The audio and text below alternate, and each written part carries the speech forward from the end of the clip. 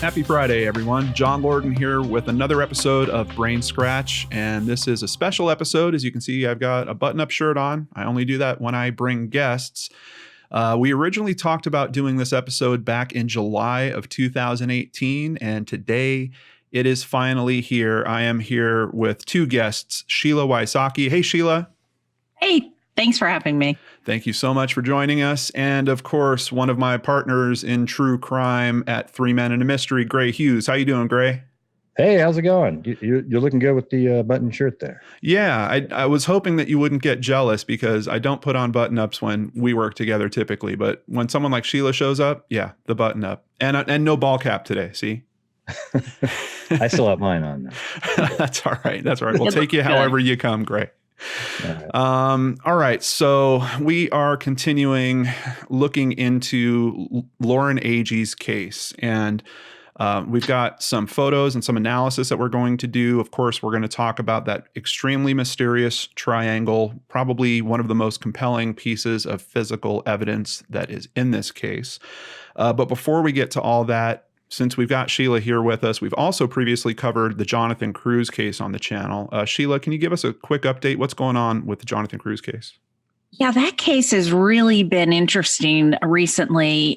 We were able to go to court and basically make Coppell do a test that should have been done originally, a distance determination test. Yeah. And so right now, the testing's going on. It's been expedited, and it's going on to see how far the gun was from Jonathan when he died. Wow.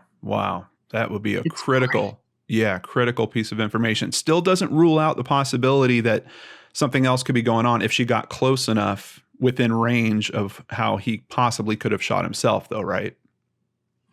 I think, John, I think on this one, with all the information we have, I'm going to go with he did not shoot himself. And I'm probably not 100% because nothing's 100%, but yeah. I'm as close as you can get. Wow. I mean, it's such an awkward angle with, either hand. It's an incredibly awkward angle. It's like, nobody would ever just put their hand up there with the left hand, and in the right hand, it's literally impossible because you would break your wrist trying to bend it over. Also, one of the things that happened is I was able to bring together 7 private investigators and forensic people, the Faro machine, which I'm a huge fan of the Faro machine, and we reenacted every single story that was told by Brenda and every scenario. So that was presented to the city of Coppell and their attorney, basically. And it was also presented to the medical examiner. And I don't know how you get around what we were able to show. Yeah. And it's forensically, it's science. You can't, certain things I don't think you can get around, guys. Yeah. How's the family holding up? This is hard. This whole situation is very hard for them because, you go to court. They were supposed to go to court twice now, and it's been extended. So, it's a roller coaster for the mom. This mom inspires me so much because every night she goes and prays at the police station. She doesn't go in. She sits in her car and every night prays for them and prays that the truth will come out and that they do the right thing. That's an inspiration. I don't know if I'd have it in me to pray for people that I felt like didn't do their job. Yeah, absolutely. Wow. For anyone that isn't familiar, I will have a link to the episode of BrainScratch about the Jonathan Cruz case down below, as well as the 2 previous episodes on Lauren Agee's case. Before we dive into Lauren's, I did want to ask, what are the biggest revelations that you've had about podcasting since you've been at this now? I think you're 28 episodes in or so. What's the biggest thing that you've learned through all this? It's hard. I respect you more and Gray more and more because it's a lot of work, and it's work that I didn't expect. However, I wouldn't be doing it if it didn't have the rewards that it does. And even yesterday, I had an informant call me with some information that I'm checking into. The amount of public interaction has been great. And the information has been really great. I'm a big crowdsourcer, and I think the public has so much to tell and help. It's really helped, and I don't have to run and get it. They're coming to me. I love it. Yeah, that's one of the reasons why I think doing today's episode is particularly helpful, because this shape that was on Lauren's body, someone out there knows this shape.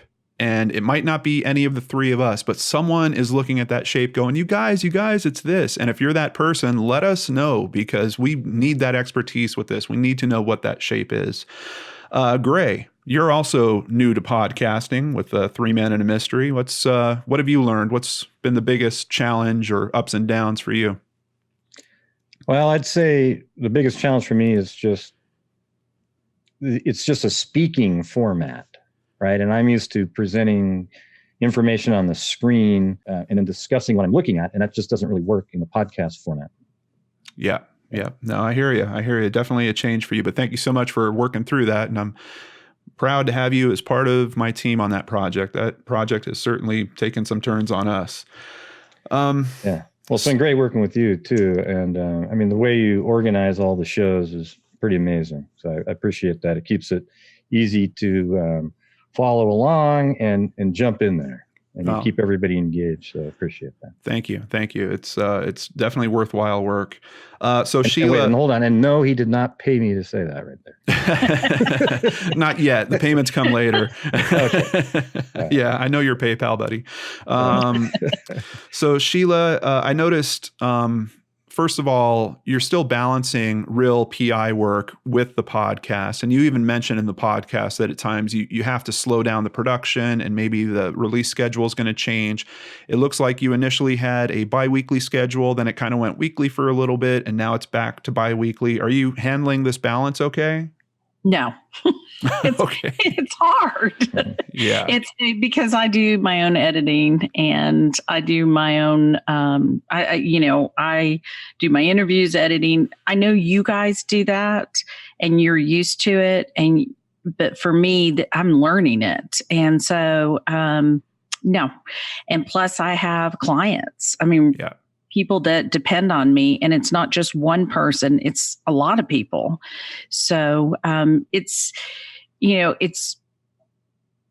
been interesting. I'm not complaining at all. I'm so grateful, and I'm so grateful I can help people with podcasting. I'm going to continue it. I have 3 big cases that we're going to podcast on.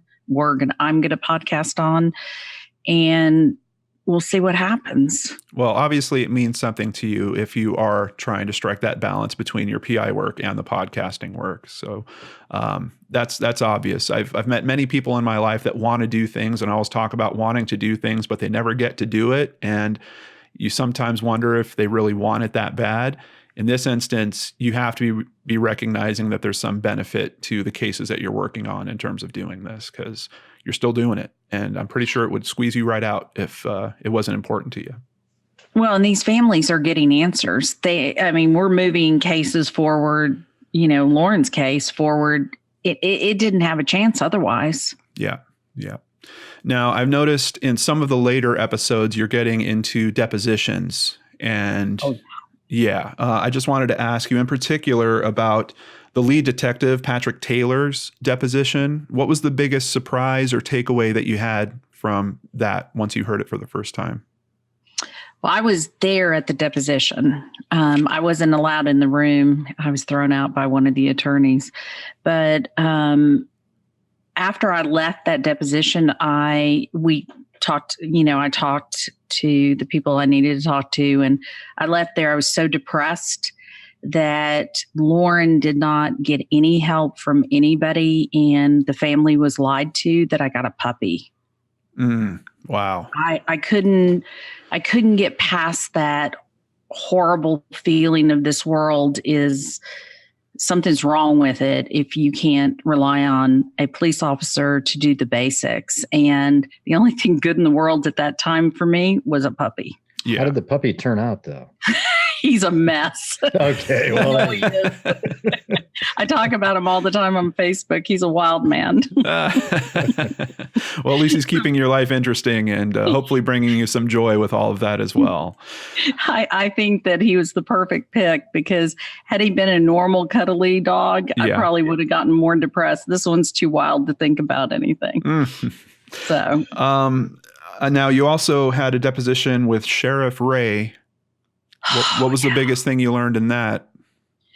That a simple question can't be answered. That why I don't understand why you can't just tell the truth and own up to what you did or did not do. And he is an elected official, and we've got to start paying attention. I'm not, I don't get into politics, but I've started looking at the politics of things, thinking we've got to know who we're putting in there, because as a female in Tennessee, the way that they treated Lauren's body and her case was despicable. Yeah. And he wouldn't even answer a simple question on whether or not something should be done.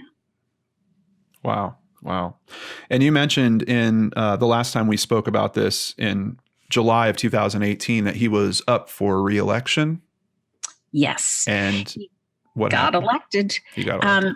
Yeah. And he actually, so I have a lot of people from Smithville that are in touch with me. And he has, and I can't even say what he calls me on this episode. It is so bad. Wow. It's hilarious to me that he has that kind of feeling towards someone who's just telling the truth. But he has a simple nickname for me. Wow. Unbelievable. Yeah. And someone that's just looking for the truth. You know what? Right. Yeah, maybe you're right, maybe you're wrong, but at least you're working at it. And that seems to be a lot more than the authorities did in that case. It seems like another one. And I run into these cases a lot on this channel, these kind of quick assumption, person had an accident, person decided to end their own life, and we're just moving off of that. But interestingly, in Yarchuk's interview, he talked about his approach being that he doesn't rule that basically any scene is a crime scene to him until he can prove that it is one of those other outcomes. It's almost like he's doing it backwards compared to some of what we see in some of these other cases where there's kind of an assumption at the beginning and then they roll the investigation off the assumption. To him, you assume that there's a crime. But John, that's what you're taught as an investigator. You're taught you go in and you have to rule out everything. But in any kind of situation, Lauren was found alone, you have to rule out homicide first. And they didn't even do that. Jeremy Taylor did not even go to where they found her body, for God's sakes. Mm-hmm. Mm-hmm. That's the detective in charge. So, yes, Chris Yarchuk would have handled it differently, and we would not be talking. I just want to also call out that the Chris Yarchuk interviews are particularly well done. And when he gets emotional, it really strikes me to the core in terms of hearing someone that's struggling to deal with that situation. And I'm glad you left it in and you cut it out when you did and you got back to it. I think all of that was really tasteful in terms of how it was handled. But I also want to say, what a man for being able to. He's incredible. Yeah. To do the work that he does and to be able to sit there across from a mother and to try to help her understand all this, if that isn't a man, I don't know what it is. I've got to give a shout out to him and Ryan Melanson. They stepped up for Lauren. Yeah. And they tried to do the right thing and they got the backlash. Now, isn't this backwards? So the the two off-duty police officers, by the way, that Sheriff Ray calls them security guards and demeans them every chance he gets, including in writing to the local radio station. But they are no longer in that county. They were not in that county and they were treated poorly. Chris is back now in in White County. He was rehired by the new sheriff. They have a new sheriff and is doing great. Chris is the guy you want to show up at a crime scene. Yeah. Yeah, absolutely. I couldn't agree with you more on that. His character just shines through in the information that comes out around him. So since we last spoke about this case in July of 2018, what has been any major developments or big new points of view that you've found over the past 9-10 months? Gosh, yes. Of course, the revelation that Bricks was up on the cliff that night, that we have eyewitnesses that put him going there and coming back. I now have a timeline of almost everything that happened for Lauren, whether it's by physical evidence or her phone, the phone. And I believe now I know what happened and how it happened. But so where do you take it? Now, has it changed much from when we spoke last? I mean, you were talking about the two campsites on the two opposite ends with kind of that narrow connector in between. Do you still believe that she fell somewhere around that narrow connection? I believe how I'm going to be what is it's going to be what exactly fall means. And I'm going to talk to Gray about this, do a little animation on what I think happened with her. I think she was fighting, and I've had more than one tip that's come in describing the same story. So either a group of people are getting together and calling me with the same story, or it fits the physical evidence. Plus, I've had a forensic guy come in, Mark Gillespie, and go over the physical evidence matching to what we've been told. Okay. Wow. Sounds like you've still got a lot of work ahead of you. Any particular comments or insight that has come in through the Facebook group that has caught your attention? Anything big from there that you want to call out? Yes. So, crowdsourcing is my thing. And I have a fantastic Facebook group. And so I put on crime scene photos. I've never had pushback until today, but I saw that. Yeah. The family, to make this very, very clear, I don't do anything in any of my cases without communicating with the families I work with. So there's a particular reason that I put something out there, and I also inform the family before a photo goes up, because they're in that Facebook group too. Yeah. So I don't want anybody getting in there and being upset. Obviously, putting certain pictures in there, I've gotten feedback on what people think might have happened or what an injury is. And then I've been able to take it to some of my forensic people saying, is this, what do you think of this? One of the things I think what we're going to talk about today, to me, was the biggest revelation. Where was her body? Mm-hmm. How was it stored? And how did she get the injuries? And mainly, we're going to talk about the V, but that goes into that group took so much time. That helped me figure out where she was and why certain evidence is gone. Excellent. I'm glad to hear that it is helpful. So you mentioned Mark Gillespie, and has there been any new findings in terms of medical information being re-examined by him? Has he given you any new or different perspective?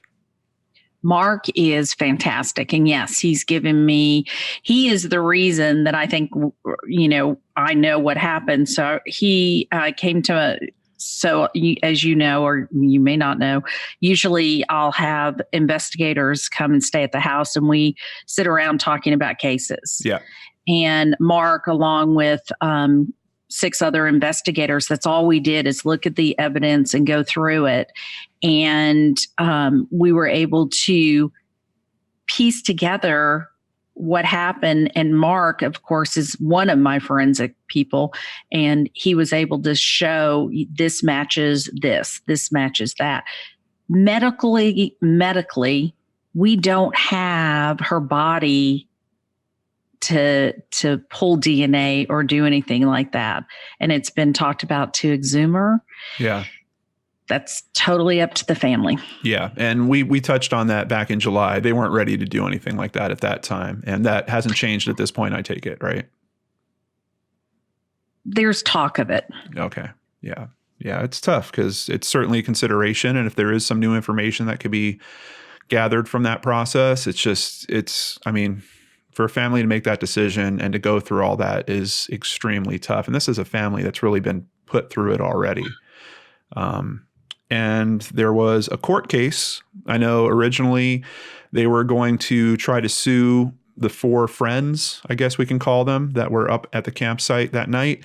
If I remember right, one of them got removed from the lawsuit. What's going on with that lawsuit at this point?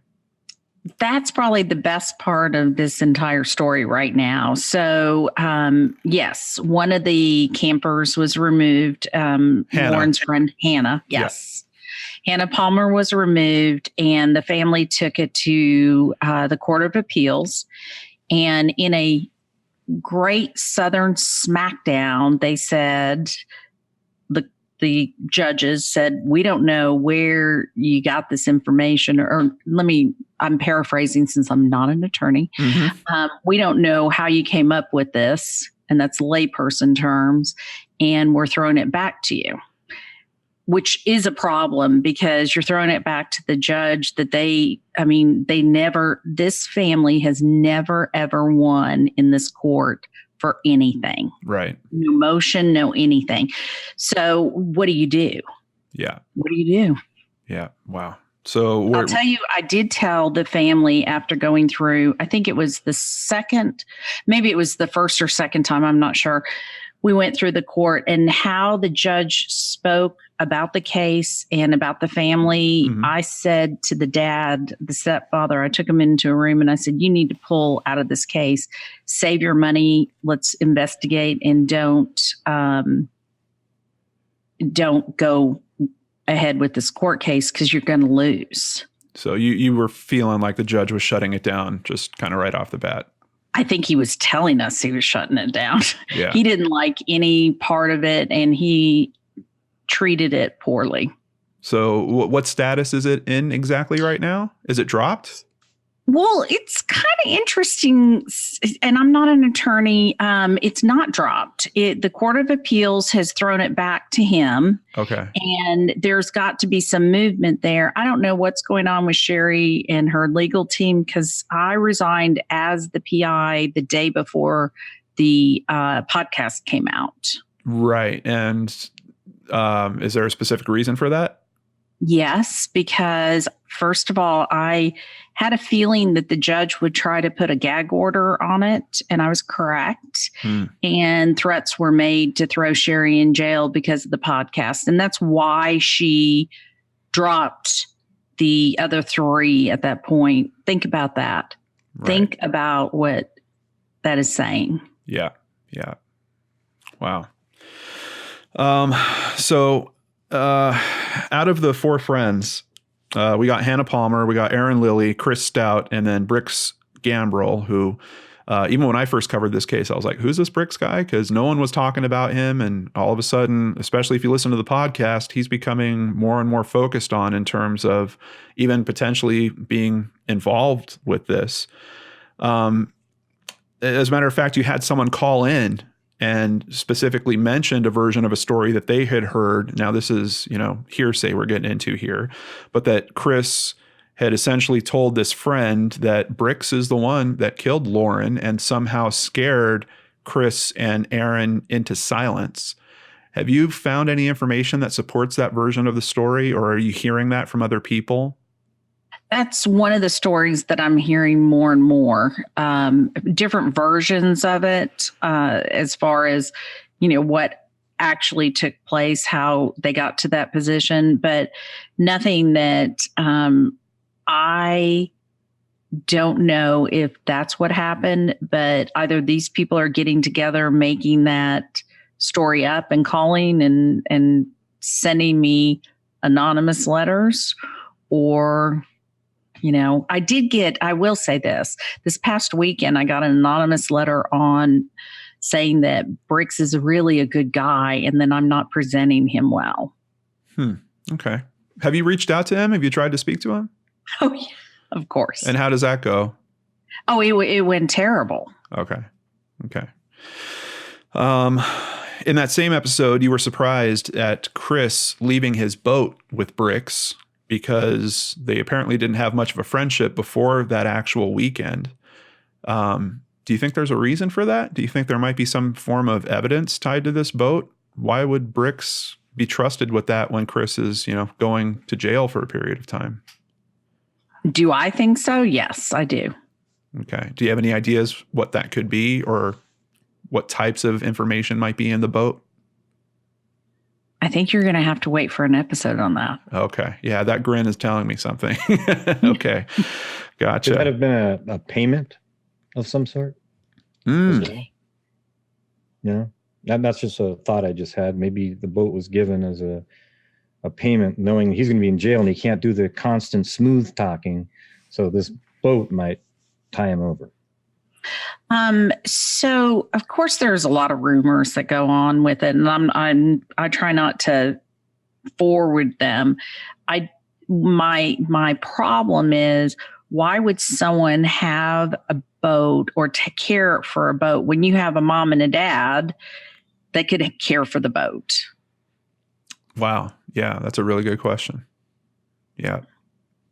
Gotcha. So yeah, Gray, you might be onto something too. I really like that perspective on it. Maybe it is some form of payment. Although from everything I hear, owning a boat is like a money pit usually. So I don't know if it's a good payment. Well, and I don't know that he was.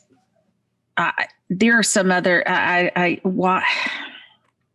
Well, let's continue on Bricks real quick. So he showed up at Lauren's mother's house.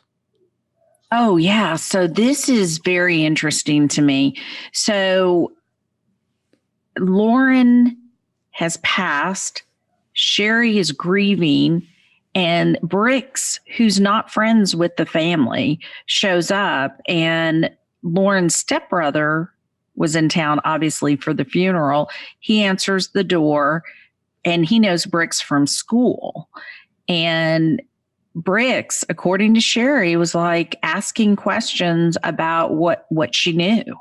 Now, Sherry didn't know at that moment that Bricks was on the cliff with her daughter. Right. He showed up under the pretense that, I'm a former classmate of someone else. So yeah, he didn't. But then he started questioning her specifically about specifics, right? Right before the funeral, like a day before the funeral, or, after Lauren passed. So the stepbrother went out with him just to ask him questions and, hey man, what do you know? And did he get anything out of him? He did. And that didn't match the stories. Okay. What were you going to say, Gray? Oh, I was just wondering when it was that she answered it just now. Yeah, I think on the recording it said it was just a day or two later. Well, I guess it would have been a few days because it's leading up to the funeral, right, Sheila? Right. Okay. Now, I know last time I spoke to you, you were very clear about the fact that you wouldn't really say what you thought happened in particular cases, but you were very clear that you would say what didn't happen. So I'm going to try to phrase this in a way where it's going to work for you. Who do you think is not responsible for killing Lauren? Oh, responsible? I think anybody who has knowledge is responsible, John.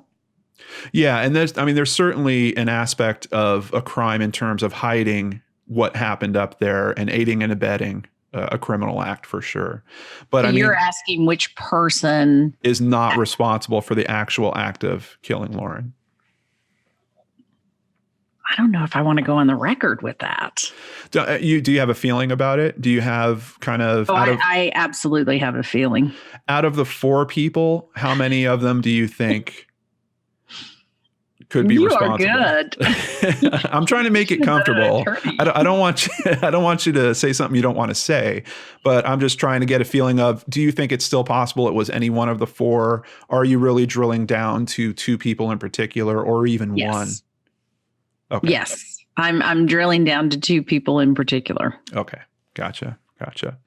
Well, with that, I think it is time to move on to the talk about the shape, the mysterious shape. And for this, we're going to change the screen a little bit so you guys can come along and look through some photos, and maybe someone out there has the information that we're looking for in terms of making some sense out of all this. And Gray, thank you so much for hanging in there. I know I had a lot to ask Sheila about, but we're going to be looking for your input a lot as we move forward. So this is probably the photo that's most often referred to when it comes to this shape. And this is just a screenshot from Crime Watch Daily. And they actually did a little, I don't know if it was touch up or if they just recolored it, but the shape has been bolded a bit in this image.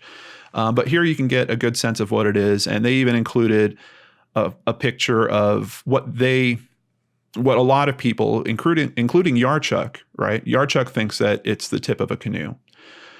This is the shape that a lot of people suspect is what caused this imprint.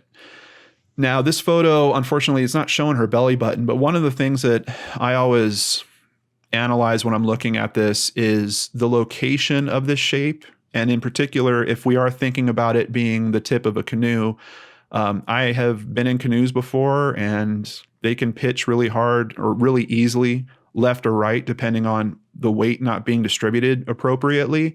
This thing is like square in the middle of her sternum. I mean, it would essentially be bisecting her weight from the left and the right with where that imprint is. So that's one of the things that I personally struggle with all this.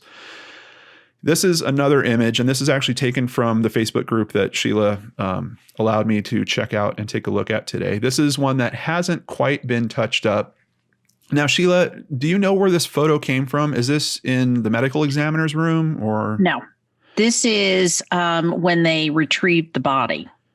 Okay, so this is literally like they've got it on a boat and they're taking a picture. First responders. Okay. And is that the TWRA boat? Am I saying that right? You are. Okay. So do we know the activity that happened around that? Did they lifted her out of the water somehow? And I think you've mentioned they used some type of hook or something unfortunate like that. How did they get her out of the water? So yes, and I have a picture of it. And the reason you know about it is because I'm so upset over it. So yes, they used a hook, and I'm not opposed to using a hook to retrieve a body, but I did ask Chris Yarchuk.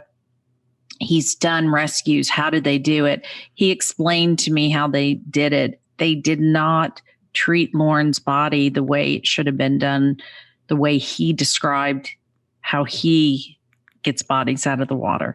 She was, and I've said it many times, and Sherry, the mom, said it, she was basically treated like trash. So, and it's very upsetting to think that's someone's daughter, but this picture was one of many pictures. And I will say this, the one thing that was done right was they took a lot of pictures. Okay. And so this is one of the pictures showing the lividity, of course, her stomach, and there's some other injuries on there that we may or may not talk about. Okay. So we know they take her out of the water and they place her on the boat. I would assume in most instances, they're probably going to place her face up, correct? Would there be a reason why they would place her face down when they initially take her out of the water? They're not supposed to place her face down, but she was placed at one point face down with no barrier. So that's what started some of the controversy. Actually, I think with Gray and I. Oh, really? So, Gray, do you remember this? You mean about the triangle? Yeah. Is that what we're talking about now? Yes. Yeah. Oh, yeah. I remember it. I remember it. Gray and I've gone over and over and over on this. Now, do we know when this photo was taken in relation to her being taken out of the water? Is this an hour later? Is this 5 minutes later? We do not know that exactly. Okay. And we don't know, is this when the boat is back at the dock, or is this when it's literally still out in the water? We have no idea. I believe that's a great question, John. I will find out. I'm trying to understand the timing of it, because one of the theories that we're talking about is that this mark came from the rescue boat, that essentially she was placed face down and there was some type of hatch that she was placed against, and that could have created this mark. So what I'm wondering is if we knew, well, this picture was taken 5 minutes after she was lifted out of the water, we could pretty much wipe out that theory because, it's not going to happen. An imprint like that, I don't believe will happen with 5 minutes of exposure before rolling her over and taking a photo. At least not in that way. And that's another question I have about this is there's lividity and there's blanching, right? You've got lividity, which is when the blood is pooling with the flow of gravity, and it usually shows up as this kind of reddish or purplish color. But then you have blanching, which is if you press something against a person's body, the blood evacuates from that area. And of course, there's no blood pressure to have it go back there. So it leaves this kind of white mark or this whiteness around there. As a matter of fact, in one of the pictures of her knee, a close-up of her knee, you can really see the blanching. The blanching's very obvious. So with this, is this a lividity mark and then the blanching is happening around it to create the triangle, or is the pressure from the item actually the shape of the triangle? You see what I'm saying? It could be a negative of the item that we're looking for.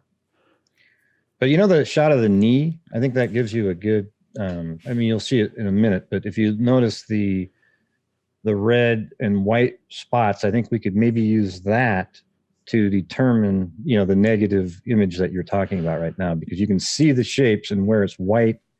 Maybe bring that up. So I put the knee on top of you can definitely tell that knee imprint is from the boat, unless there's some other place that looks exactly like that. It is from the boat. Yeah, the meshing clearly matches it. So Gray has a sample of the meshing from the boat flooring, essentially.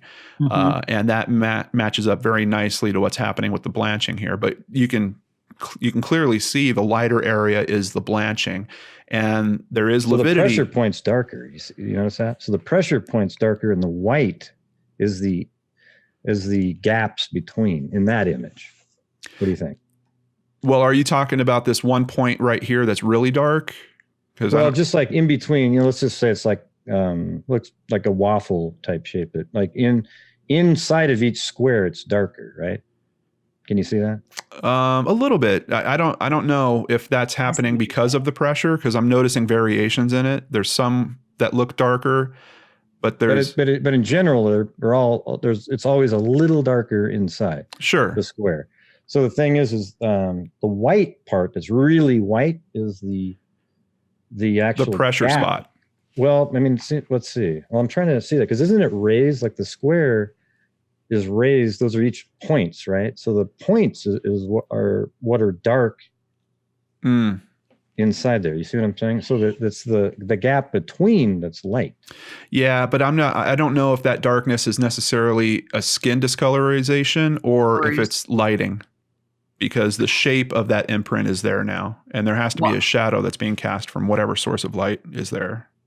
So Gray knows that I took those pictures let me back up. I didn't take those pictures. I brought those pictures so we could compare it to the boat. I was able to go with a news crew and get on the boat. Yeah. Actual boat. Let me go ahead and bring up some of these. So there's two hatches essentially that you had sent me photos of. This is one of them. Mm-hmm.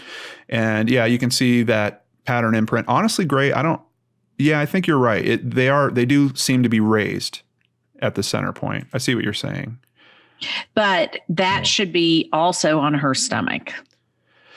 That's a really good point. Yeah. If she was like, if this was the object that she was laying on, then we have an example that's not showing up here. Mm-hmm.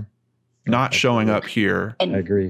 And I will tell you, John, I want to make it clear. Gray and I have had conversations on this probably until the moon is blue. I have always stayed out of it's a canoe because I don't canoe. Today, I have a completely different viewpoint than I did even when I went on the boat. And how is it different? my viewpoint, I believe it matches. It's a canoe. I also, before I was like, I thought it was the rescue boat. And I went back and forth. I've spent more time on this V than any case, situation, because it's such a mystery. Yeah, no, absolutely. And it's telling, it could be an important piece of this whole puzzle, because if the imprint is not happening from the rescue boat, then it is essentially part of the crime information. It's tied to some other act. And one of the theories I think that's really easy to put out there is there was some type of attack or some type of fall. She didn't make it all the way into the water, or maybe she made it into the water, but her body wasn't far enough and someone decided to move her after the fact. And if they did, we know that they had a canoe because they were using that to get back and forth. It's certainly possible that someone went down after the fact, put her body on the canoe, and then moved her into the cove where hopefully she wouldn't be found until much later. And it appears that worked. And I know you've also done analysis in terms of the water flow in that area. Is it possible for her to have fallen in there and wound up in the cove? And it doesn't seem like it's possible. You're shaking your head really hard right now. Yeah. Well, I try not to. So I will say this. I won't say exactly what I think happened, but I will say she did not fall off that cliff into the water and go to the second cove. Yeah. Physical science will disprove anybody on that. Yeah, I'll say what my fears are. My fears are that there was some form of attack, and that to cover the attack, they thought, well, we can just roll her down the hill because that'll obscure the damage that was done to her up at the campsite.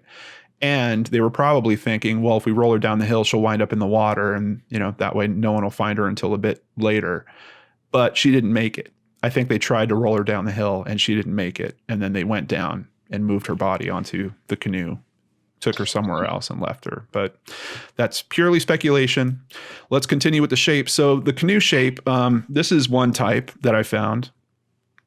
And I know some people on the Facebook group were talking about, well, typically doesn't the canoe edge kind of swing upward? And in some it does, but not all of them. We could see here on this one, this is a very flat triangular shape.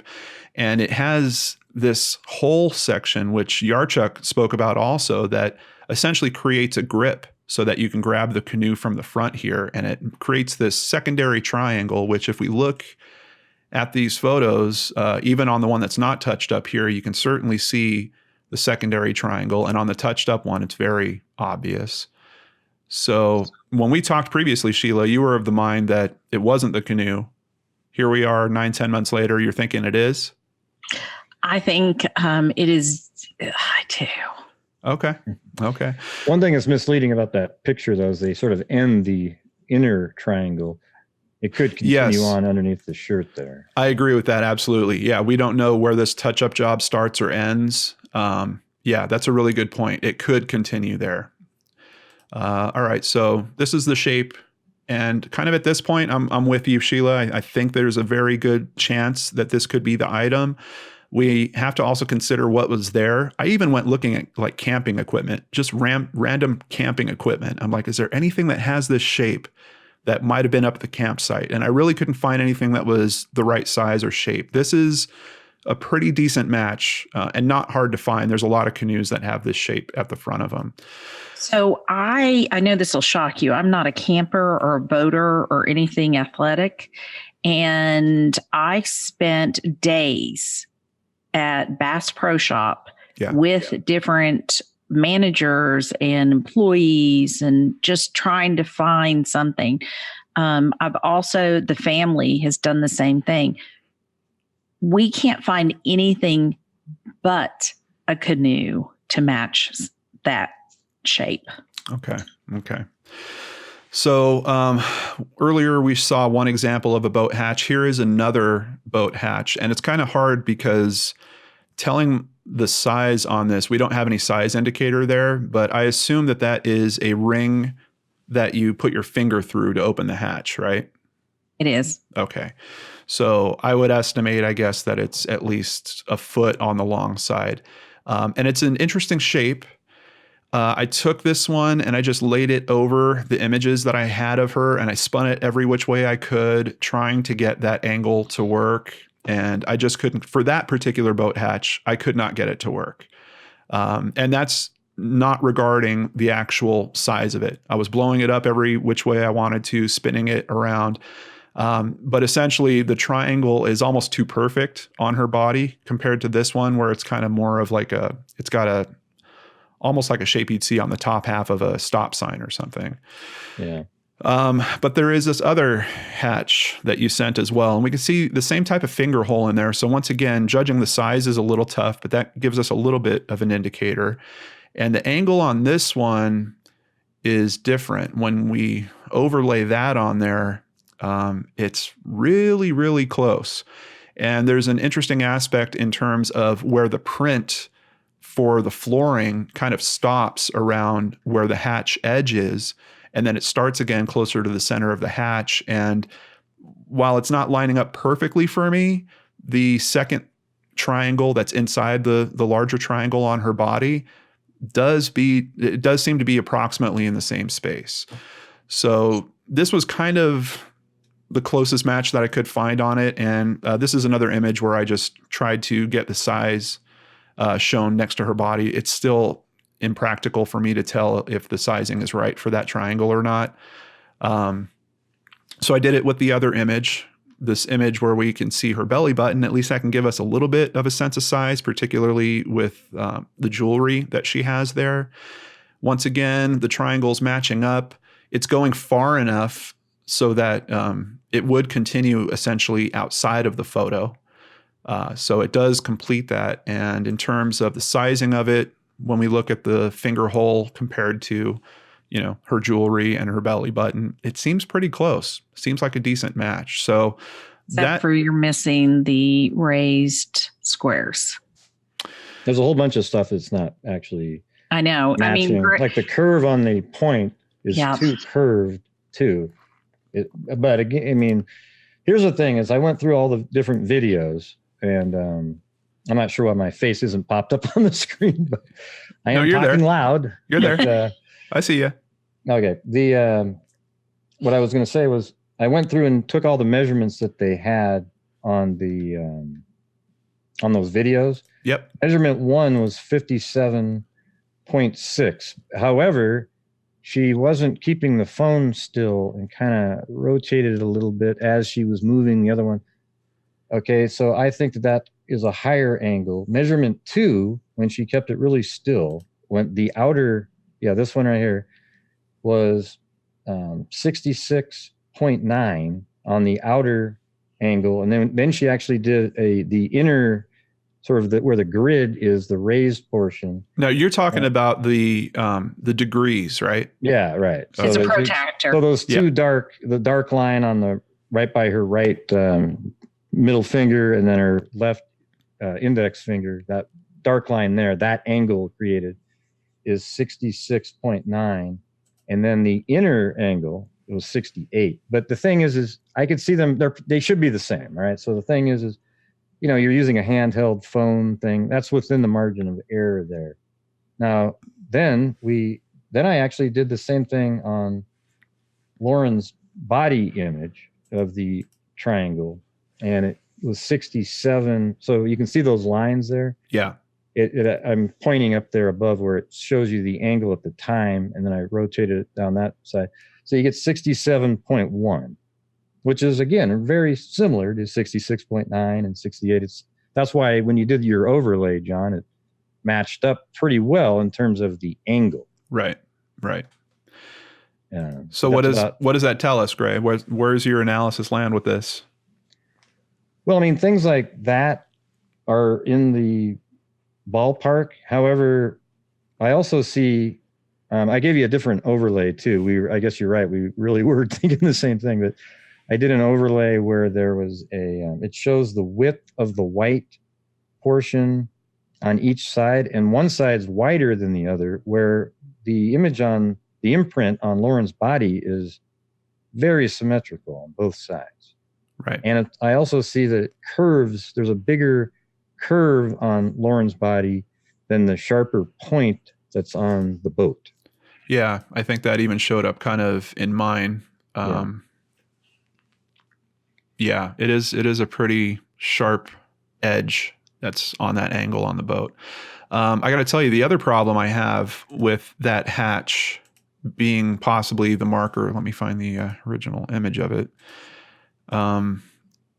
isn't this water over here? Mm-hmm. So yes. If her belly button is here and this mark is created here, that means her arm is hanging off the edge of the boat and her head and face is just about outside of the boat also. Yeah. Well, let me correct something on that. Yeah. So if you can go to that, I don't know if you can go to that image again. Which one? The one okay. So that image continues down. So that exact, did I not send you the picture of her on the boat where they threw her on the boat? No, I haven't seen that. So, okay, let me kind of take you through also. So I have, Gray, I know you have that picture. There's a picture of Lauren on the boat and face down. It potentially could match up to that one. See, this is why, John, I've been going back and forth, and why Gray and I have really had a lot of discussions on it, because I'm trying to rule it out or rule it in. And so, Gray, do you have that picture of her on the boat? Picture, and I'd love to see if we can figure this out right now on this, because now that I'm looking at it, wow. Okay, so let me send this picture to you. Yeah, John. Yeah. Let's bring this up. So we just took not really a break, but essentially there was a bunch of other photos that Sheila and Gray wanted to send my way because we think we're onto something possibly with her body being positioned there. I was just describing that it would seem like her arm would have been hanging off the boat. So this is the first photo we have of the hatch that is the closest suspect, I guess we can say, to leaving that mark. Here is a bit of a further away shot, and you guys can see what I'm talking about. The edge of the boat's right there. So her belly button is probably over here on the left, and it would look like one of her arms is probably hanging off. Her head is probably pretty close to the edge. I'm not certain if it would be necessarily hanging off. We got another angle on the mark here, and Gray sent this one because he wanted to point out that the edge looks like it's raised here, and it certainly does. It looks like it's sticking up. I don't know if it wasn't completely closed when this picture was taken, but it does look like that edge is raised a bit more. But we also have a photo of her in the boat. Unfortunately, it's a little too close, but we can see she was placed face down on one of those hatch areas, almost like we're describing, one of her arms hanging over the edge of the boat, her head very close to the edge of the boat as well. So I don't know. What do you guys think after seeing these photos together? I'm going to let Gray go with this. Gray? No, the things that still bother me are that we don't see any residual of the little small triangles, and also the curve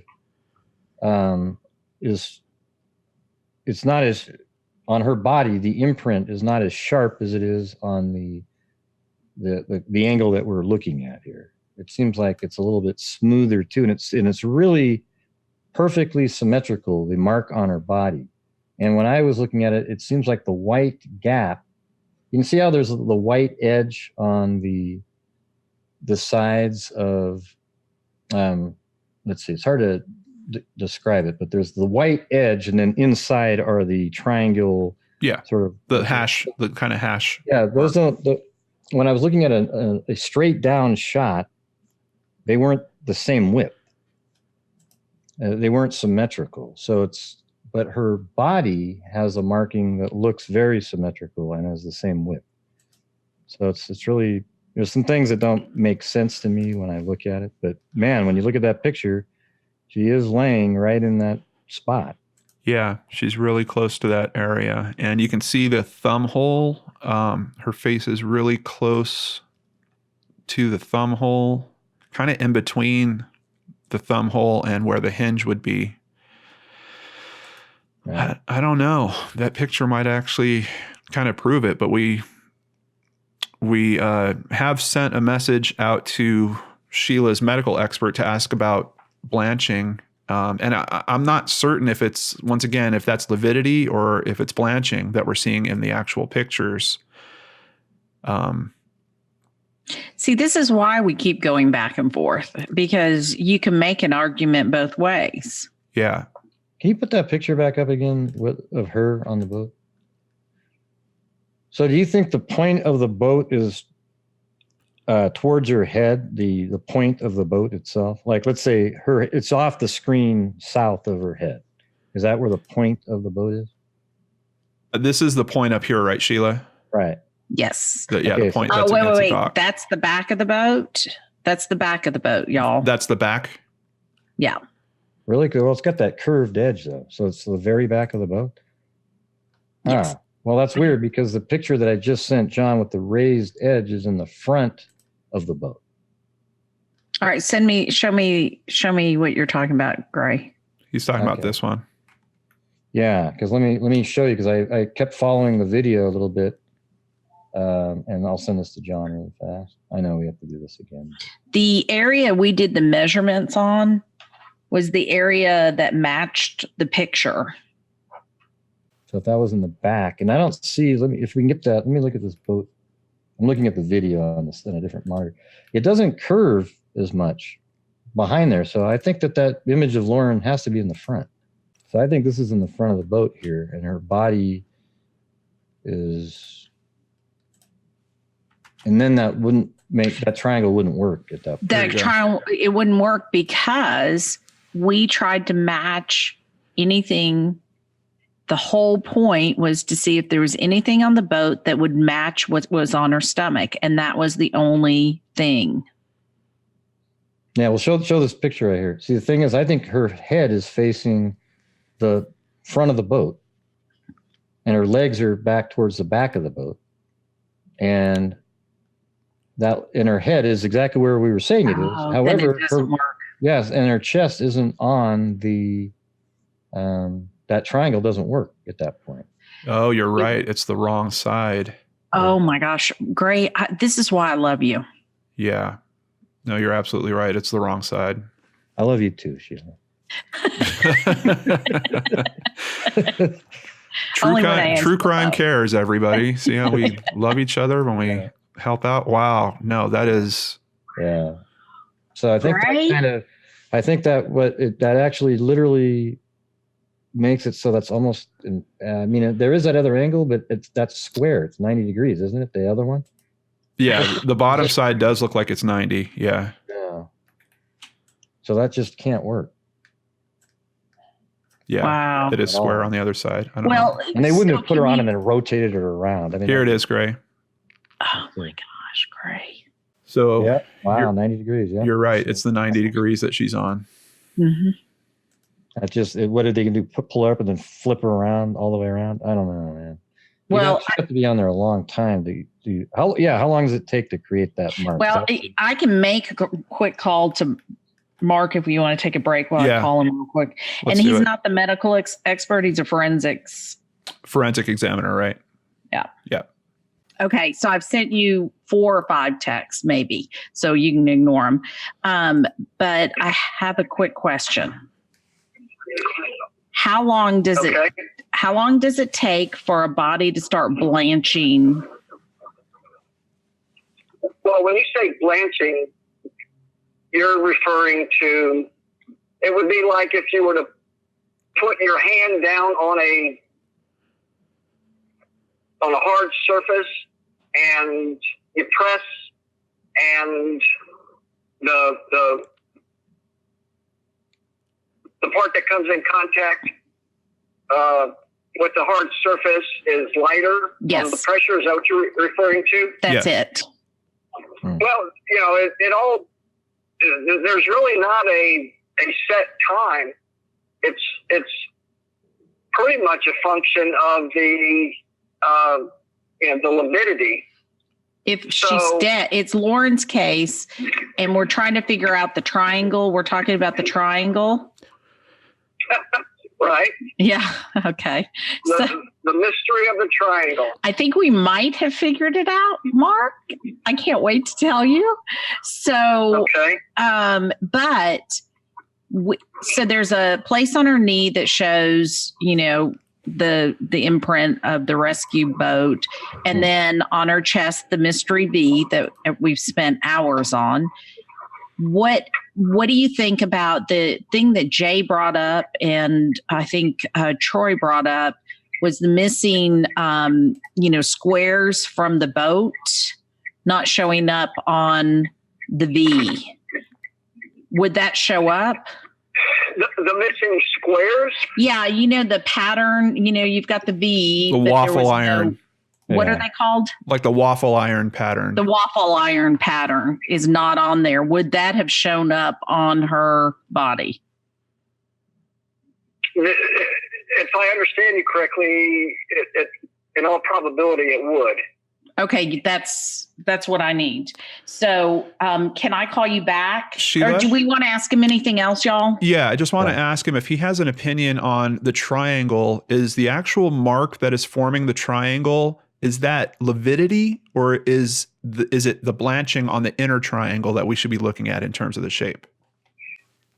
Well, and that's a good question. What you should be, the light. Okay, you've got two colored areas. You've got this the red skin color, correct? Yep. Yes. And you've got the very light white skin color that forms the pattern V, correct? Mm-hmm. Yes. Okay, so the area that is formed the V was caused by something putting pressure onto this, her skin, and that pressure is causing the blood it's not allowing the blood to settle to the lowest point, therefore causing the difference in the color, the light color, as opposed to the normal red color that is present as a result of the lividity.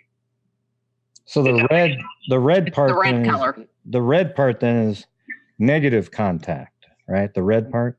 That means it's exactly very good. Red negative is no contact.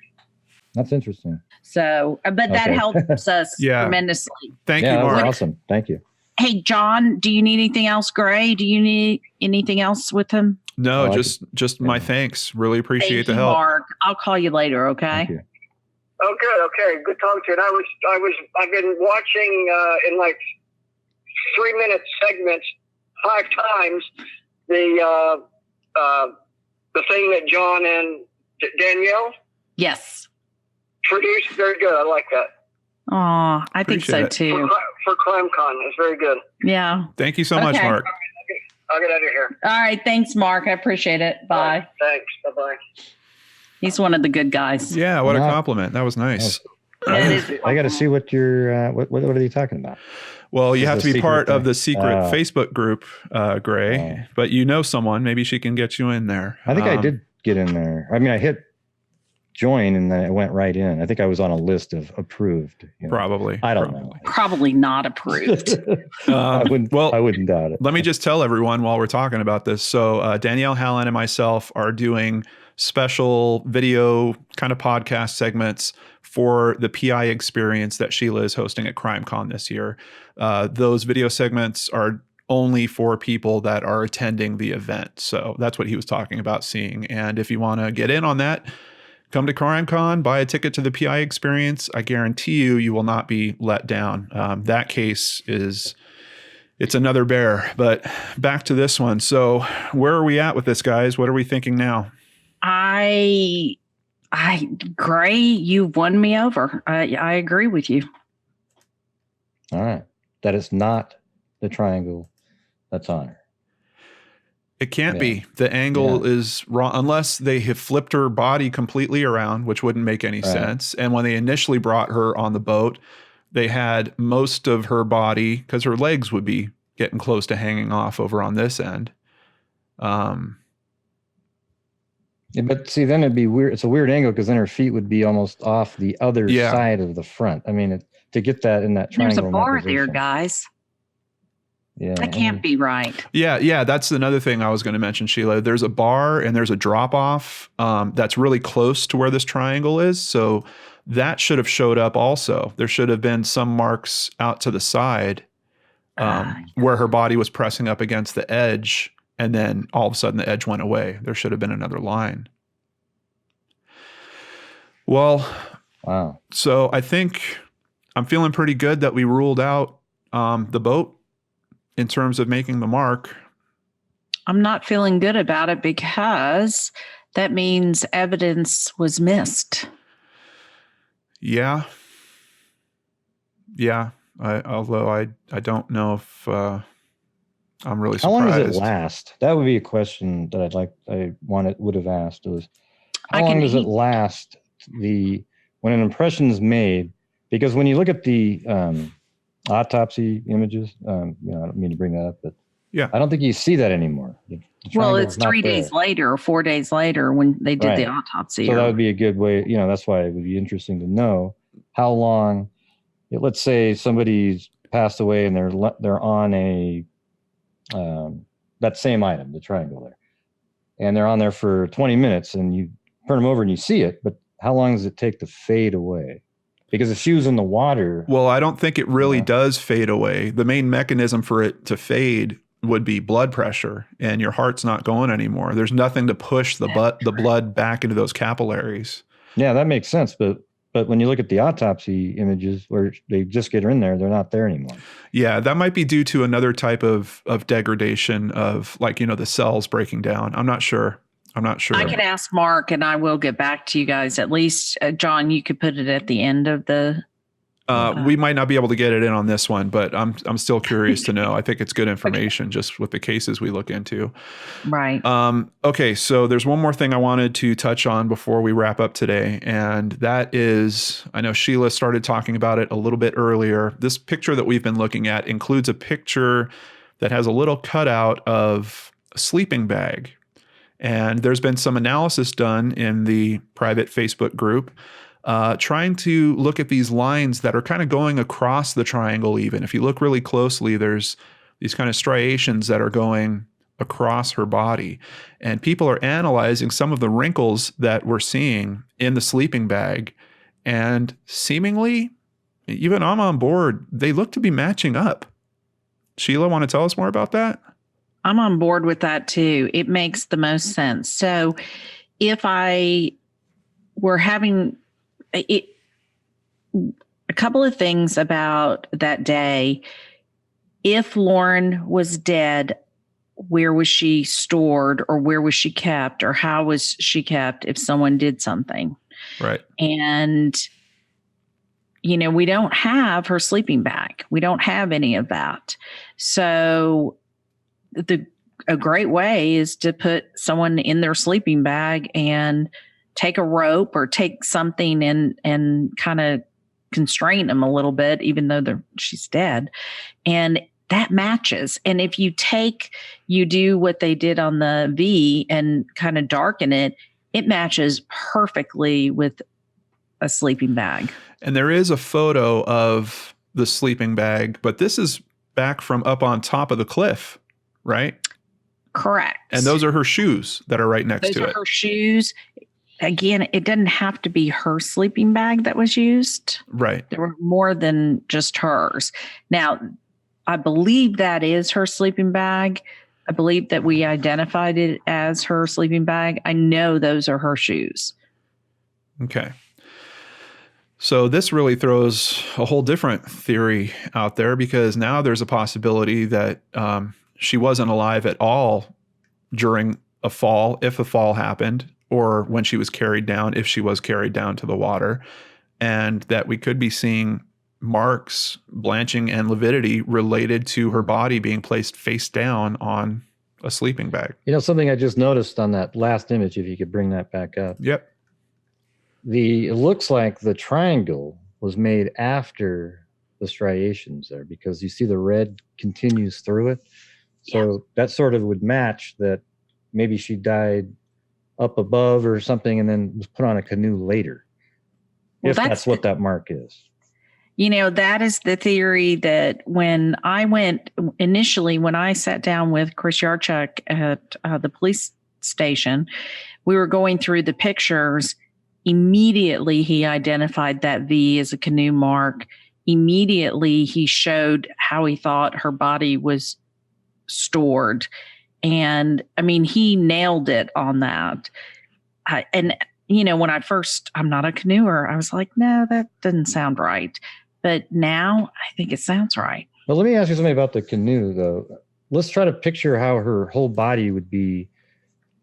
Like, I think John was talking about this earlier. It is right in the middle, so that would do the balance. But you're talking about right after the triangle would be. So let's see. The triangle is facing.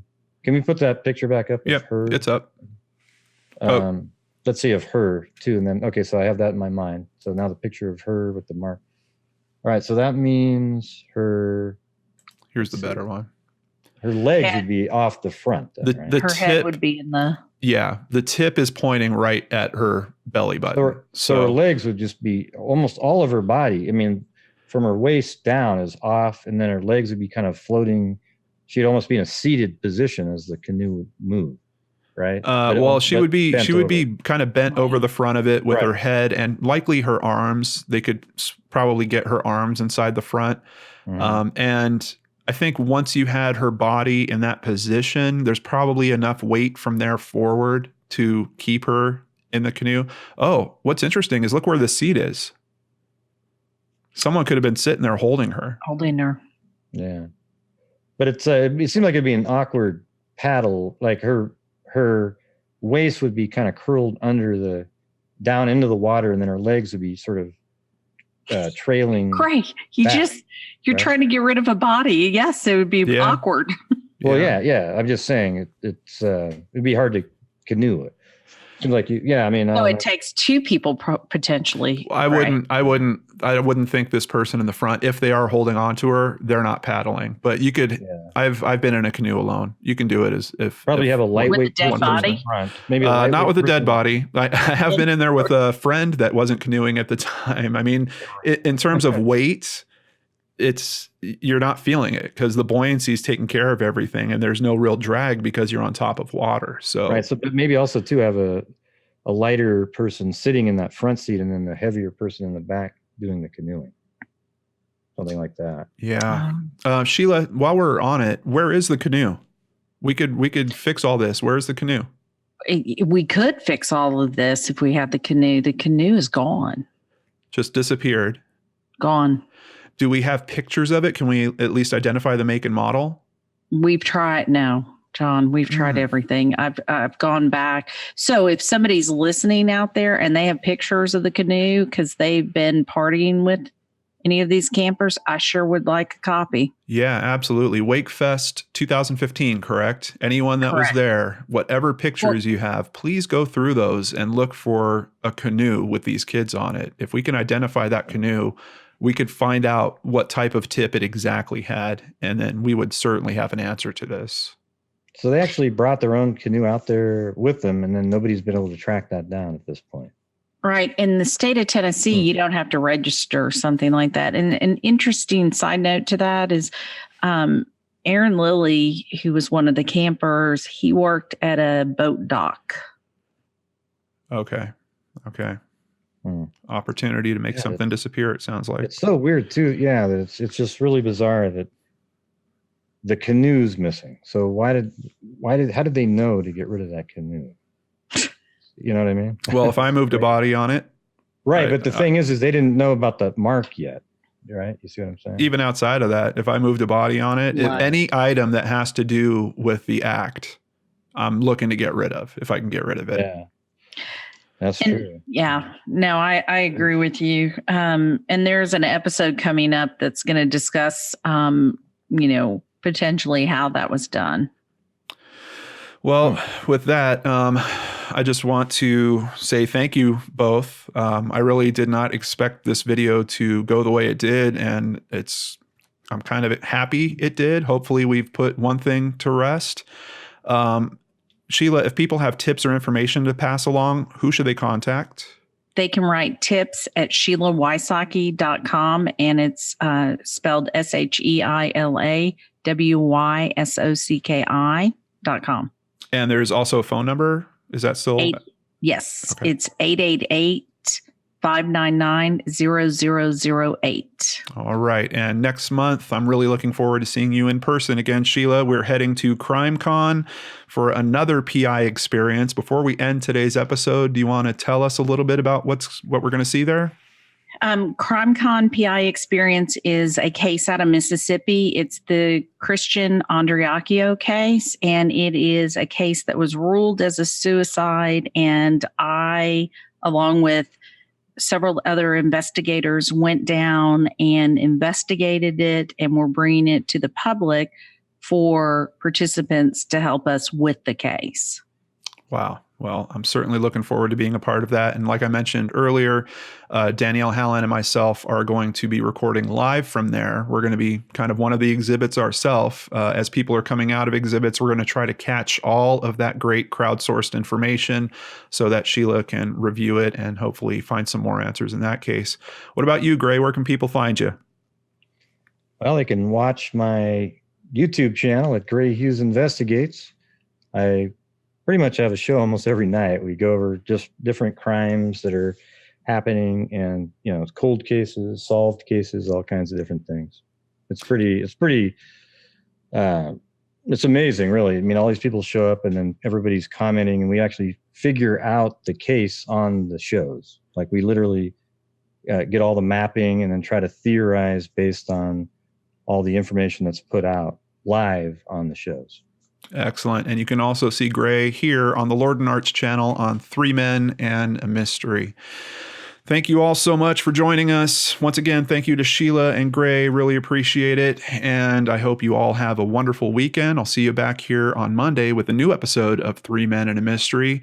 You don't want to miss this one. We're getting into the person that is now in jail for that case, Coley McCraney. We're going to learn about him and talk to a criminal behaviorist about him. Is he the right guy?